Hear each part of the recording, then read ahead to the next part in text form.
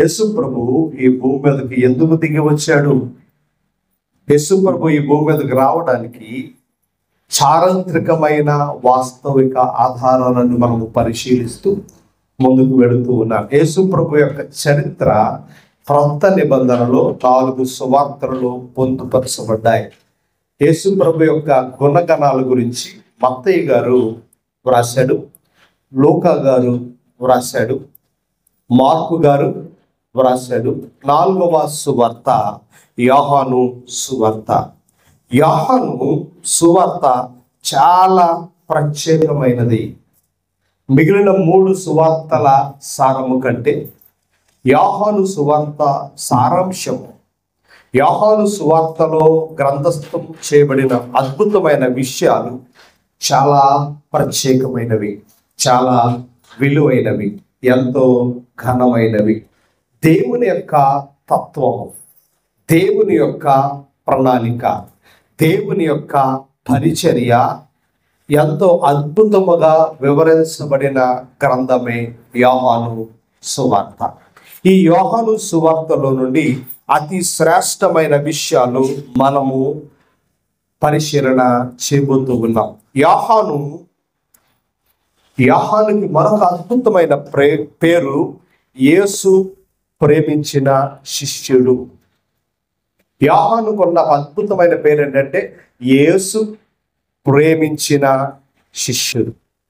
యేసు ప్రభుకి అనేక మంది శిష్యులు ఉన్నారు, కానీ చివరికి ఎంతమంది మిగిలారు? 12 మంది మాత్రమే మిగిలారు. యేసు ప్రభు అనేక మంది శిష్యులు, అన్కౌంటబుల్గా లెక్కలేనంత మందిని ప్రభు శిష్యులుగా తయారు చేశాడు. ఆ మాట మీకు అర్థం అవడానికి, యేసు ప్రభుకి మనం 12 మంది అనుకుంటాం, చాలా మందికి తెలియదు. కానీ యేసు ప్రభుకి ఎంతమంది శిష్యులు ఉన్నారో తెలుసా? ఒకసారి ఆ మాట మీకు చూపించాలని ఆశపడుతూ ఉన్నాను. ఈ మాట కేవలం యోహాను సువార్తలో మాత్రమే రికార్డు చేయబడింది. యోహాను సువార్త 6వ అధ్యాయం 66వ వచనం.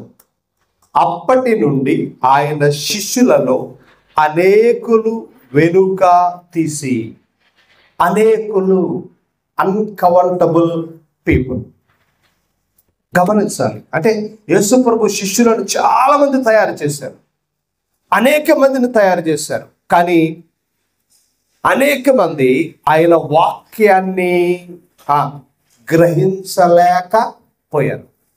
ఆయన వాక్యములో ఉన్న మర్మాన్ని అర్థం చేసుకోలేకపోయారు. పోయి అనేకులు వెనక్కి వెళ్ళిపోయారు అని రాసిన ఏకైక వ్యక్తి ఎవరంటే అపోస్తలుడైన యోహాను. ఈ మాటను నేను మీకు ఎందుకు జ్ఞాపకం చేస్తూ ఉన్నానంటే, యోహాను సువార్తలో బహు శ్రేష్టమైన మానవ జీవితానికి దైవత్వానికి మధ్య ఇమిడియున్న ఆత్మీయ సత్యాలు వ్రాయబడిన గ్రంథమే యోహాను సువార్త. ఇక్కడ అనేక మంది శిష్యులు ఒక్క ప్రసంగానికి పారిపోయారు. ఎన్ని ప్రసంగానికి? ఒక్క ప్రసంగానికి పారిపోయారు. మరలా వెనక్కి తిరిగి రాల. ఆ ప్రసంగం ఏంటో మీకు అర్థం అవ్వాలంటే 6వ అధ్యాయము చదవాలి. అలాంటి పరిస్థితిలో ఎంతమంది మిగిలారని చెప్పాను? 12 మందిలో ఒకరిని తీసేస్తే 11 మందిలో యోహానుకున్న అద్భుతమైన బిరుదు యేసు ప్రేమించిన శిష్యులు. ఎవరు ప్రేమించారట? ఎంత క్లియర్గా రికార్డు రాయబడిందో. 100లో వచ్చారు, పారిపోయారు. 12 మంది మిగిలారు. అందులో ఒకరు యోహాను. ఆయన పేరు ఏమిటి అంటే యేసు ప్రేమించిన శిష్యుడు. ఎంత అద్భుతం! అందరిలో ఒకరిలాగా బ్రతకకుండా ప్రభు కొరకు ప్రత్యేకమైన పరిచర్య చేసిన వాడు యోహాను. యోహాను పరిచర్య ఎంత గొప్పది అంటే, యోదయాన్ని పరిపాలిస్తున్న హేరోదు తన సహోదరుని తల నరికి చంపాడు. ఆ విషయం యోహానుకు తెలిసి చంపబడిన సహోదరుడి దగ్గరికి యోహాను వెళ్ళలేదు. మళ్ళీ భయపడి పారిపోయి తిరిగి మరలా ఇంటికి వెళ్ళలేదు. ఎక్కడికి వెళ్ళాడు అంటే యోదయ ప్రాంతాన్ని దాటి ప్రభువు యొక్క సువార్తను ప్రకటించడానికి వెళ్ళాడు. ఇది యోహాను యొక్క గొప్పతనం. తన సహోదరుడు చంపబడితే ఏ సహోదరుడు నిలబడలేడు, ఏ సహోదరుడు ఆగలేడు, ఏ సహోదరుడు ప్రాణాన్ని త్యాగం చేయడానికి ఇష్టపడడు. కానీ యోహాను సిద్ధపడ్డాడు. అందుకే భవిష్యత్తు ఎరిగిన ప్రభు, భవిష్యత్తు కాలంలో జరగబోయే స్థితి ఎరిగిన ప్రభు యోహానుని ప్రేమించాడు. ఎందుకంటే యోహాను ప్రభు ప్రేమను గెలిచిన గొప్ప దైవజనుడు. యోహాను జీవిత పరిచర్యలో యోహానుకి లోటు లేదు. యోహాను ధనవంతుడు. జబదయి సలోమి అనే దంపతులు ఉన్నారు. వాళ్ళు యూదులు, వాళ్ళు రాజకీయ పలుకుబడి కలిగిన వారు. రాజకీయ పలుకుబడితో పాటు ధనము కలిగిన వారు, ధనముతో పాటు పనివారు కలిగిన వారు. దానితో పాటు యోధా మత పెద్దలు, యోధా మత నాయకుడు, ప్రధాన యాజకుడు ఇంట నెలవైన వారు అని రికార్డు చేయబడింది. అంటే యోధా మత పెద్దలలో కూడా యోహాను కుటుంబానికి చాలా పేరు ప్రఖ్యాతలు ఉన్నాయి. అది యోహాను చరిత్ర. సామాన్యుడు కాదు. మిగిలిన 12 మంది కంటే డబ్బులో, జ్ఞానములో, అధికారములో, హోదాలో, స్థాయిలో, క్యారెక్టర్లో చాలా గొప్పడు. అపొస్తలుల కంటే వయసులో చాలా చిన్నవాడు, యవనస్తుడు. ఆ అన్నదమ్ములకి ప్రభు ఒక పేరు పెట్టాడు. వాళ్ళిద్దరికి షార్ట్ టెంపర్ ఎక్కువ. ఏ టెంపరు? Short temper. ప్రభు ఒక పేరు పెట్టాడు వాళ్ళకి. ఏమిటి? బోయా నెర్గెస్సు. అంటే ఉరిమేడు వారు. పవర్ఫుల్, పవర్లెస్ కాదు. అలాంటి పవర్ఫుల్ కుటుంబానికి చెందిన యోహాను, అతని చరిత్ర మనం పక్కన పెడితే ఒక అద్భుతమైన మాట మనల్ని ఆలోచింపజేస్తుంది. ఏమిటంటే యేసు చేత ప్రేమించబడిన శిష్యుడు.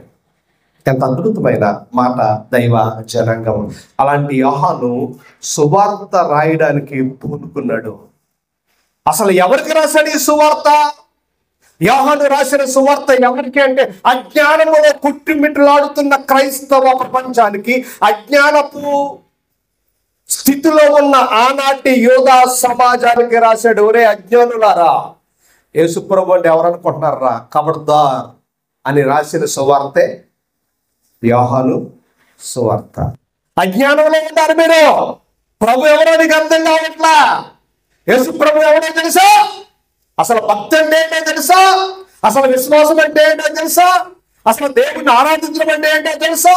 అసలు పరలోకం ఎవడంతాడో తెలుసా అని చెప్పి యోహాను 17:3 చెప్పాడు. ఏమని చెప్పాడు? చదవండి ఒకసారి. యోహాను 17:3 ఏమన్నాడు? ప్రభు చేసిన ప్రార్థన అక్కడ రాశాడు. చదవండి ఒకసారి. ఆ అద్వితీయ సత్యదేవుడు అయిన నిన్నును నీవు పంపిన యేసుక్రీస్తును ఎరుగుటయే. నిశ్చయం అంటే ఏంటి? నిశ్చయం అంటే ఏంటి చెప్పాలి? నిశ్చయం అంటే ఏంటి? అద్వితీయ సత్యదేవుడు అయిన నిన్నును నీవు పంపిన యేసుక్రీస్తును ఎరుగుటయే నిత్య జీవం. నిత్యం అంటే ఏంటి? యోహాను సువార్తలో జీవము, నిత్య జీవము అనే పదాలు ఎక్కువగా వాడబడ్డాయి. ఏంటి చెప్పాలి? నిత్య జీవం, ఎటర్నల్ లైఫ్. నిత్య జీవం అంటే ఏంటో తెలుసా? ఎవడైతే దేవుణ్ణి తెలుసుకుంటాడో, ఎవడైతే ప్రభువును తెలుసుకుంటాడో వాడే పరలోకములో వారసుడు. నిత్య జీవం అనే పాటకు అర్థం ఏంటి? నిరంతరము జీవించే జీవితం. నిరంతరము జీవించే జీవితం ఎక్కడ ఉంది? పరలోకంలో ఉంది. ఇప్పుడు మనం లోపలికి జాగ్రత్తగా వెళ్ళబోతా ఉన్నాం. యేసు ప్రేమించే శిష్యుడు ఈ సువార్తను రాశాడు. తన గురించి తాను అద్భుతంగా పరిచయం చేసుకున్నాడు. ఏమని పరిచయం చేసుకున్నాడు? 21వ అధ్యాయం యోహాను సువార్త. యోహాను సువార్త 20వ వచనం ఇంటిగానే కాల్చాడు. దయచేసి చదువుదామా? యోహాను సువార్త 20వ అధ్యాయం 20వ వచనములో మాట్లాడుతూ ఈ రీతిగా అంచుకుంటాడు. 20 వచనంలో పేతురు వెనుకకు తిరిగి యేసు ప్రేమించిన ఎంత అద్భుతంగా రాయబడింది. పేతురు గారు మాట్లాడుతూ ఉన్నారు, యేసు ప్రేమించిన వాడు లోకము చేత ప్రేమించబడిన వాడు కాదు, బంధువుల చేత ప్రేమించబడిన వాడు కాదు, స్నేహితుల చేత ప్రేమించబడిన వాడు కాదు, ఒక కులం చేత, గోత్రము చేత, వీధిలోనో, సంతలోనో, రాష్ట్రంలోనో, దేశంలోనో ప్రేమించబడిన వాడు కాదు, ప్రభువు చేత ప్రేమించబడిన వాడు. ఎంత గొప్ప భాగ్యం! విశ్వ చక్రవర్తి అయిన ప్రభువు చేత ప్రేమింపబడిన యోహాను ఏం చెప్పాలనుకుంటున్నాడు సువార్త ద్వారా? ఏమి నేర్పించాలనుకున్నాడు సువార్త ద్వారా? అద్భుతమైన సత్యాన్ని మనము పరిశీలన చేయబోతూ ఉన్నాము. యోహాను యూదుల సాంప్రదాయాల గురించి అద్భుతంగా వ్రాశాడు. సమరయుల యొక్క సాంప్రదాయాల గురించి అద్భుతంగా వ్రాశాడు. యూదుల సాంప్రదాయాలు గొప్పవా, సమరయ సాంప్రదాయాలు గొప్పవా, ప్రభువు నేర్పించిన ధర్మము గొప్పదా? యూదా సాంప్రదాయాల ప్రకారంగా బ్రతకాలా, సమరయ విధానం ప్రకారంగా బ్రతకాలా, ప్రభు వచ్చి నేర్పించిన క్రమం ప్రకారంగా బ్రతకాలా అనే విశేషమైన చరిత్రాత్మకమైన వాస్తవాలను రాసిన వాడు యోహాను. పాలస్తీనా పరిసర ప్రాంతాలలో ఎలాంటి ప్రజలు ఉన్నారు, ఎలాంటి విశ్వాసాన్ని కలిగి ఉన్నారు, వారి జీవిత విధానం ఏమిటి, పాలస్తీనా పరిసర ప్రాంతాల్లో ప్రభువును గూర్చిన గందరగోళం, ప్రభువును గూర్చిన గలిబిలి, ప్రభువును గూర్చిన రకరకాల పరిస్థితులు కల్పించబడి ఉన్న దినాలలో ఈ 3 సువార్తలు రాసిన చాలా కాలము తర్వాత ఇంచుమించు క్రీస్తు శకం 95లో అప్పటికి యోహాను వృద్ధాప్యములో ఉన్నాడు అని చరిత్రకారులు చెబుతూ ఉన్నారు. అలాంటి వృద్ధాప్య కాలములో ఒక అద్భుతమైన చారిత్రక వాస్తవాలను తెలిపినవాడు యోహాను. యోహాను సువార్త మనకు ఎలాంటి పాఠము నేర్పిస్తూ ఉంది? యోహాను సువార్తలో ఉన్న వర్ణన, యోహాను సువార్తలో ఉన్న వివరణ ఏమై ఉంది అని మనం జాగ్రత్తగా ఆలోచన చేసినప్పుడు యోహాను అనే మాటకు అర్థము యెహోవా కృప గలవాడు అని అర్థం. యెహోవా కృప గలవాడు అనే పేరుతో పిలువబడిన యోహాను తల్లిదండ్రులు జబదయ, తల్లి సలోమి. తల్లి సలోమి మనకి ఎక్కడ కనబడుతుంది అంటే శిలువపై ప్రభు ఉన్నప్పుడు మరియా, సలోమి, మరికొందరు స్త్రీలు అక్కడ ఉన్నారు. అందులో యోహాను తల్లి ఉందా? అక్కడ యోహాను కూడా ఉన్నాడు. మీరు గమనించాలి, యేసు ప్రభు శిష్యులు అందరూ పారిపోయారు. ఎవరు నిలబడ్డారు? యోహాను మాత్రమే నిలబడ్డాడు. కారణం హైలీ ఇన్ఫ్లుయెన్స్ ఫ్యామిలీ. యోధా జాతిలో యోహాను కుటుంబానికి చాలా ఘనత ఉంది. అందుకనే యోహాను ఎవడు ముట్టుకోలేక పోయాడు. ఎక్కడికి వెళ్ళాడు? డైరెక్ట్గా ప్రధాన యాజకుడి దగ్గరికి కూడా వెళ్ళాడు.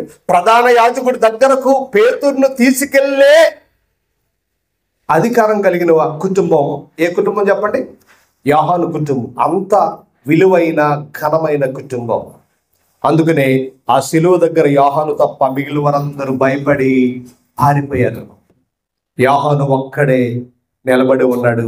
అక్కడ సలోమి కూడా ఉందని చరిత్ర మనకి నేర్పిస్తూ ఉంది. మీరు గమనించాలి, యోహానే గొప్పవాడు కాదు, యోహాను తల్లిదండ్రులు కూడా గొప్పవారు. యోహాను తల్లి కూడా ప్రభువుని అద్భుతంగా ప్రేమించింది. అందుకని ఆ శిలువ యాగములో ఆమె అక్కడ నిలబడి కన్నీరు కారుస్తూ ఉంది. ఎంత గొప్ప కుటుంబం! ప్రభువుని ప్రేమించిన కుటుంబం, ప్రభువుని గణపరిచిన కుటుంబం, కొరకు త్యాగం చేసిన కుటుంబం. అలాంటి కుటుంబాలు నేడు దినాలు ప్రభు కొరకు నిలబడాలి.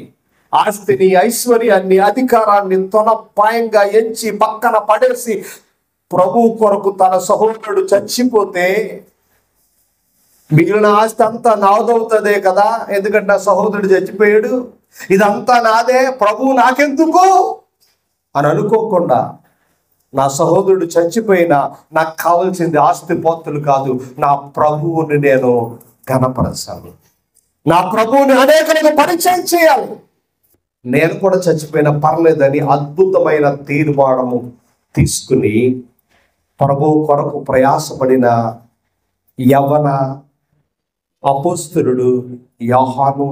యవ్వన కాలంలో ఎలాంటి కోరికలు ఉంటాయి, ఎలాంటి ఆశలు ఉంటాయి? అన్నదమ్ములు బతికుండగానే, అక్క చెల్లు బతికుండగానే ఆ వాటా లాక్కుందాం అనే రోజుల్లో, వాళ్ళ ఆస్తులు దోచుకుందాం అనే రోజుల్లో సహోదరుడు చనిపోతే అయ్యో తల్లిదండ్రులు దిక్కుమాల వాళ్ళు అయిపోతారే, వాళ్ళని విడిచిపెట్టి నేను ఎందుకు వెళ్ళాలి ప్రభు కొరకు? ఎందుకంటే నా సహోదరులు లేడే, నా తల్లిదండ్రులు చూసేవారు, వ్యాపారం చూసేవారు, ఆస్తులు చూసేవారు ఎవరున్నారు నా కుటుంబానికి అని అనుకోకుండా నా ప్రభువు నాకు ముఖ్యం అని తల్లిదండ్రులను విడిచి అద్భుతమైన ప్రయాణము చేసి దాదాపుగా 85 సంవత్సరాల కాలం బ్రతికి సామాన్యమైన మరణము పొంది ప్రభు కొరకు నిలబడిన గొప్ప దైవజనుడు యోహాను. నేటి దినాల్లో దేవుని కొరకు ఏమేమో కలుపుతున్నాం. యోహాను దేవుని కొరకు ఏం త్యాగం చేశాడో తెలుసా? సహోదరుని త్యాగం చేశాడు, తల్లిదండ్రులను విడిచిపెట్టేశాడు, ఆస్తిని విడిచిపెట్టేశాడు, ఐశ్వర్యాన్ని విడిచిపెట్టేశాడు. వయసు అయిపోయినప్పుడు పద్మాసు దీపానికి బందీగా వెళ్ళిపోయాడు. అప్పటికి వృద్ధాప్యములో ఉన్నాడు, పండు ముసలివాడిగా ఉన్నాడు. పండు ముసలివాడిగా ఉన్న ప్రభువా, నీ కొరకు నా కుటుంబాన్ని విడిచిపెట్టానే, నా సహోదరుడు చనిపోయాడే, నా ఆస్తి పోయిందే, ఇంతకాలం నీ కొరకు నమ్మకంగా బ్రతికాను కదా, ఇప్పుడు నేను మరలా ఈ పద్మాసు దీపంలో బందిపోడు దొంగల మధ్య, దేశద్రోహుల మధ్య నాకేంటి ప్రభువా ఈ శిక్ష అని అనుకున్నాడా? ఎంత గొప్ప భక్తి జీవితం!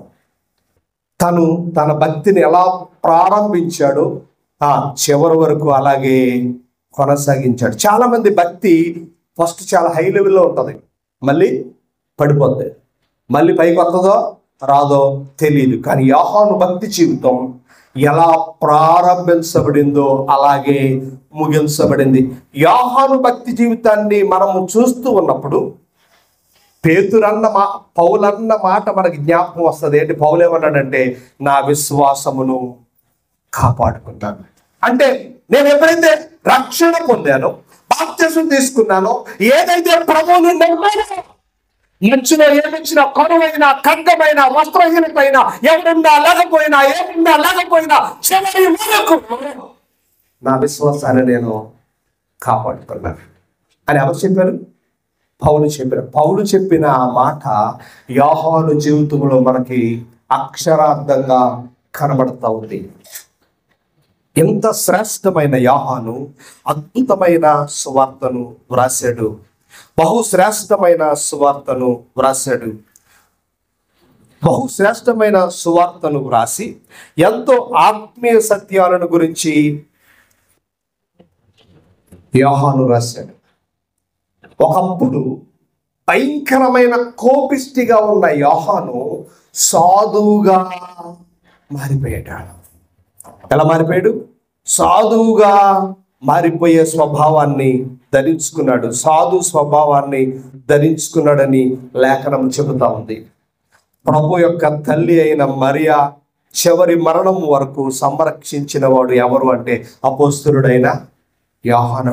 దేవుని అప్పగించిన బాధ్యతలో బహు నమ్మకత్వం కలిగిన వాడు, బహు నమ్మకమైన వాడు. ఆ దీవిలో 2 సంవత్సరాలు ఉన్నాడు.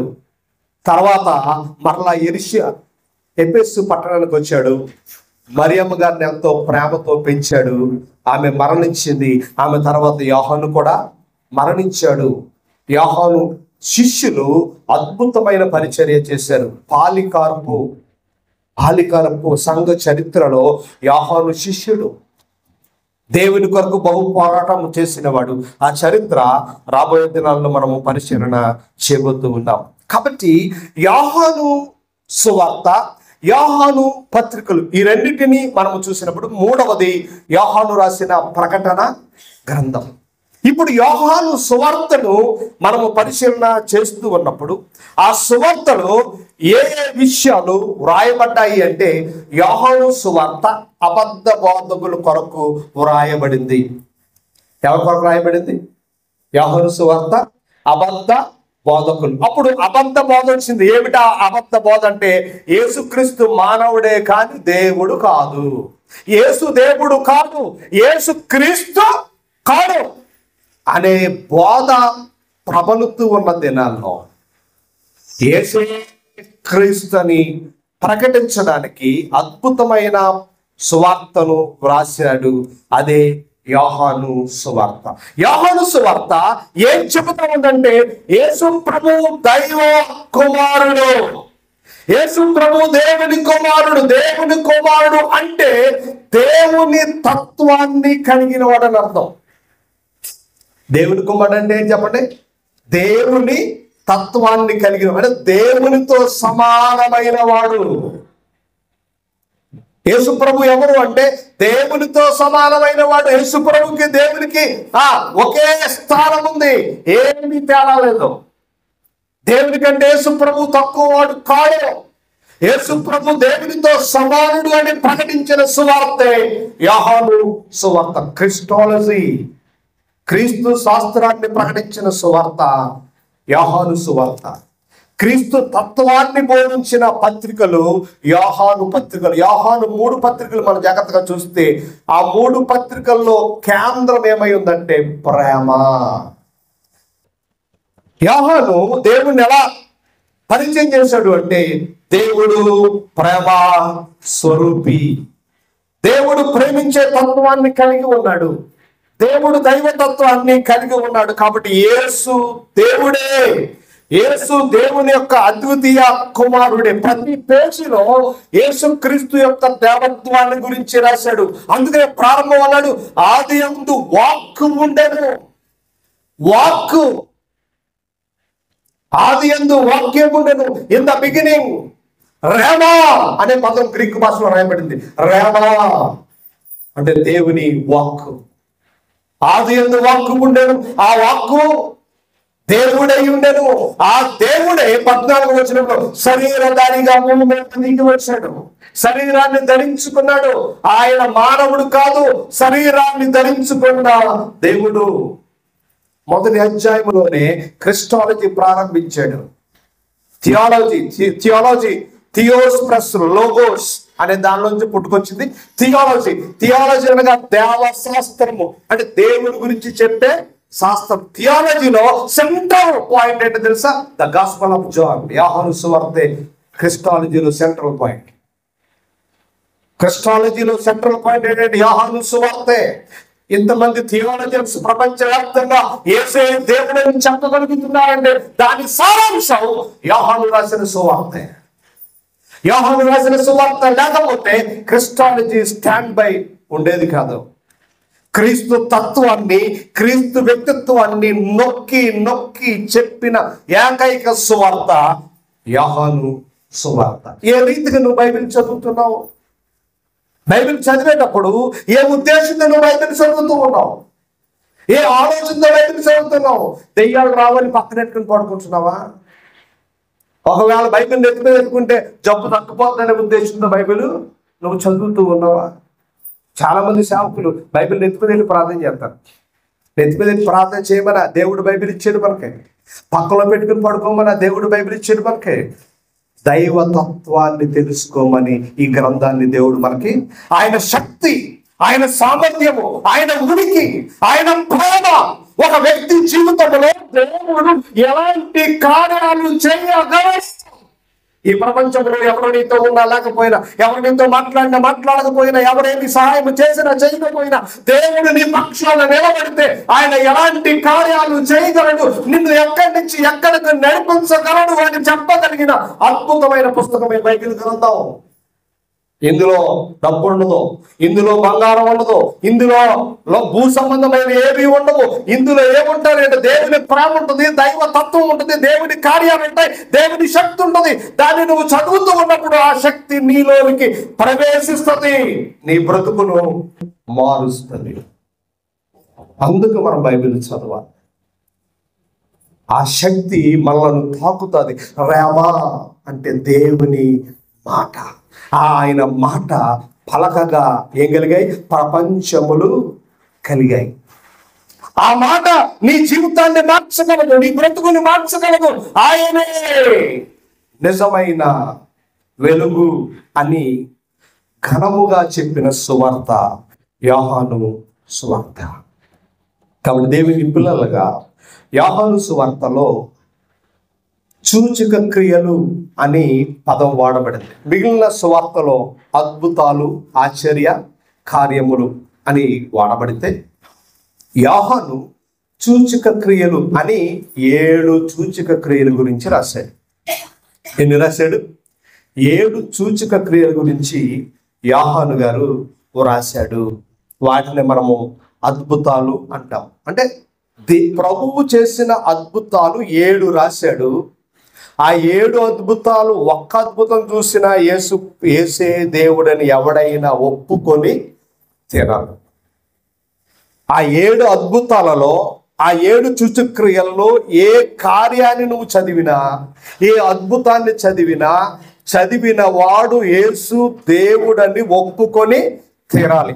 అలాంటివి 7 అద్భుతాల గురించి వ్రాసిన అద్భుతమైన సువార్త యోహాను సువార్త. కాబట్టి దేవుని పిల్లలుగా మనము ఆలోచన చేసినప్పుడు ఈ 7 అద్భుతాలు నరుడు అన్నవాడెవడో చేయలేడు, దేవుడు మాత్రమే చేయగలడని నిరూపించి నొక్కి చెప్పిన సువార్త యోహాను సువార్త.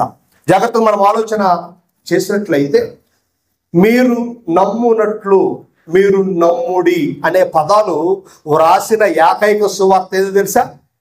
యోహాను సువార్త. మీరు నమ్మునట్లు, మీరు నమ్ముడి అనే పదాలు మిగిలిన 3 సువార్తలో కనపడవు.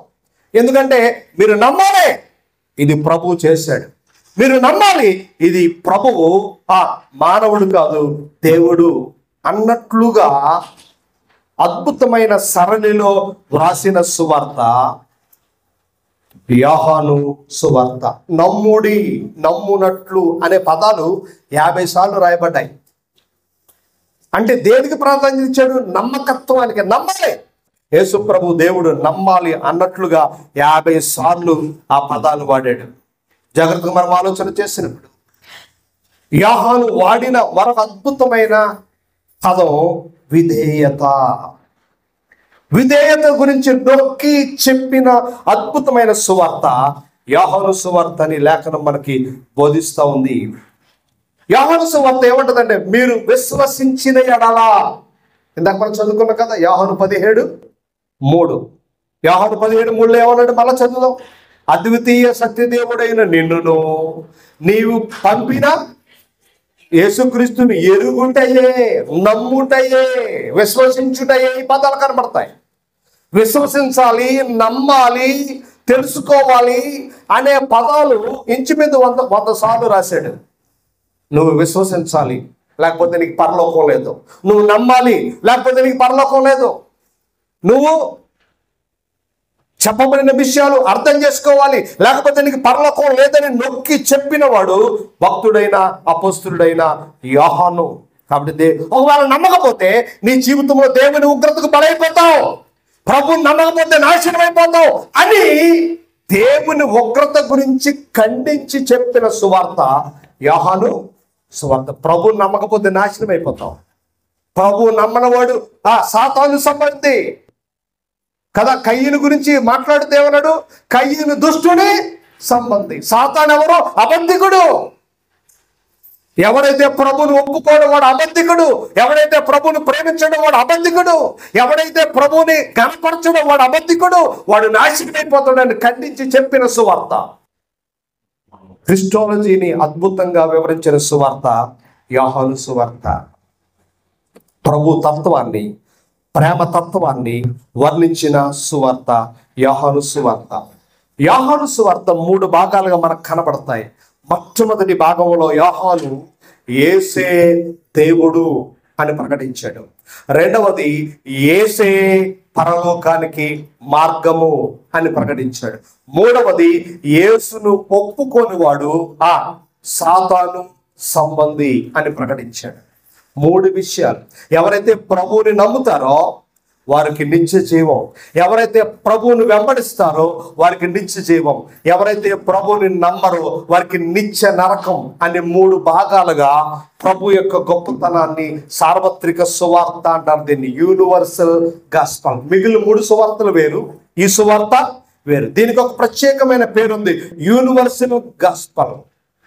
అంటే సార్వత్రిక సువార్త, సర్వలోకానికి అందించబడిన సువార్త. నువ్వు ఏ దేశం వాడైనా, ఏ ప్రాంతానికి చెందిన వాడైనా, ఏ మతానికి చెందిన వాడైనా యేసు దేవుడని తెలుసుకోవాలి, యేసును వెంబడించాలి, ఆయనను నమ్మాలి, లేకపోతే నీకు నరకమే అని చాలా ఖండితంగా చెప్పబడిన సువార్త. ఇది యూదులకు, అన్యులకు, ఆరాధనకు, దేవుని యొక్క సహవాసానికి చెప్పబడిన సువార్త.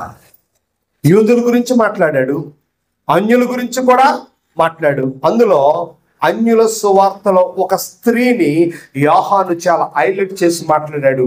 ఆమె సమరయ స్త్రీ. సమరయ స్త్రీ సువార్త మిగిలిన సువార్తల్లో మనకి ఎక్కడ ఆ సందర్భాలు మనకు కనబడం. ఒక సమరయ స్త్రీ కూడా సువార్త ప్రకటించిన, క్రీస్తు గొప్పతనాన్ని, దైవతత్వాన్ని నిరూపించిన అద్భుతమైన సువార్త. ఇంతకీ సమరయ స్త్రీ ఏ అద్భుతం చేసి ప్రభువుని నమ్మింది? సమరయ స్త్రీ ఏ కార్యం జరిగి ప్రభువు నమ్మింది అంటే ప్రభు యొక్క జ్ఞానాన్ని, ప్రభు యొక్క భవిష్యవాణిని నమ్మి ఆమె నీవు ప్రవక్తవు అంది. మీరు గమనించాలి, జాగ్రత్తగా ఆలోచన చేయాలి. యోహాను సువార్త యొక్క శైలి బహు అద్భుతంగా ఉంటుంది, బహు శ్రేష్టంగా ఉంటుంది. కాబట్టి ఈ 4 సువార్తలలో నుండి దైవతత్వాన్ని, ప్రభువు మనకు చూపించిన అద్భుతమైన ఆత్మీయ సత్యాలను రాబోయే దినాల్లో మనం నేర్చుకోబోతూ ఉన్నాం. మత్తయి సువార్త, మార్కు సువార్త యోహాను సువార్త కంటే, లూకా సువార్త కంటే భిన్నమైన సువార్త యోహాను సువార్త. యోహాను సువార్తను మరొక 3 రకాలుగా మనం చూడొచ్చు. మొదటిది బహిరంగ పరిచర్య, రెండవది రహస్య పరిచర్య, మూడవది క్రీస్తు శిలువ మరణ పునరుద్ధార పరిచర్య, చివరి పరిచర్య. బహిరంగ పరిచర్య 3 సువార్తలు ఉన్నాయి, కానీ రహస్య పరిచర్య, క్రీస్తు యొక్క రహస్య పరిచర్య ఎక్కువగా చెప్పిన సువార్త ఏదంటే యోహాను సువార్త. రహస్య అంటే వ్యక్తిగతమైన పరిచర్య. అందులో నికోదేముతో ప్రభు వ్యక్తిగతంగా పరిచర్య చేశాడు. యోహాను సువార్త 3వ అధ్యాయంలో, యోహాను సువార్త 4వ అధ్యాయంలో సమరయ స్త్రీతో వ్యక్తిగతముగా పరిచర్య చేశాడు. అంటే ప్రభు పబ్లిక్ లో చేసిన పరిచర్య ఉంది, రెండవది వ్యక్తిగత పరిచర్య, మూడవది ఆయన మరణాన్ని గురించి అద్భుతంగా తర్కించిన సువార్త యోహాను సువార్త. చివరి గడియ అనే పదం వాడినవాడు యోహానే. చివరి గడియ అంటే యేసు ప్రభు సిలువకు అప్పగించడానికి ముందు, అంటే గెత్సెమనే తోట నుండి ప్రభువు సిలువకెక్కే ఈ సన్నివేశాన్ని అద్భుతముగా వివరించిన సువార్త యోహాను సువార్త. యోహాను ప్రభు గురించి ఏం చెప్తున్నాడంటే ఆయన దేవుడు, ఆయన నమ్మినవాడు, ఆయన నమ్మిన వాడిని దేవుడు జీవముతో నింపుతాడు. నేను గొర్రెలకు జీవం ఇచ్చుటకును అది సమృద్ధిగా ఇచ్చుటకును నేను వచ్చాను. ఏ గొర్రెలు బలహీనమయ్యాయో, ఏ గొర్రెలైతే జీవాన్ని కోల్పోయాయో, జీవాన్ని కోల్పోయిన మానవాళిని సమృద్ధి జీవముతో నింపడానికి వచ్చిన వాడు ప్రభు అయిన యేసుక్రీస్తు. ఆయన జీవ ప్రదాత. ఏ ప్రదాత అంట? జీవ ప్రదాత. ఎప్పుడైతే ఆదామవ్వలు ఏదైనా వరంలో పాపము చేశారో భూమి జీవాన్ని కోల్పోయింది. ఏం కోల్పోయింది చెప్పండి? భూమి జీవాన్ని కోల్పోయింది. కాబట్టి భూమికి జీవాన్ని ఇవ్వడానికి మనం ఏమెత్తనం తెలుసా? ఏమెత్తనం? మందులు ఎత్తనం. ఏమెత్తనం చెప్పండి? దేవుడు చేసిన భూమి జీవాన్ని కోల్పోయింది, దేవుడు చేసిన సృష్టి జీవాన్ని కోల్పోయింది, దేవుడు చేసిన మనిషి జీవాన్ని కోల్పోయాడు. కాబట్టి కోల్పోయిన ఆ జీవాన్ని ఇవ్వడానికి ప్రభు భూమి మీదకి దిగి వచ్చాడు అని చెప్పిన ఏకైక సువార్త యోహాను సువార్త.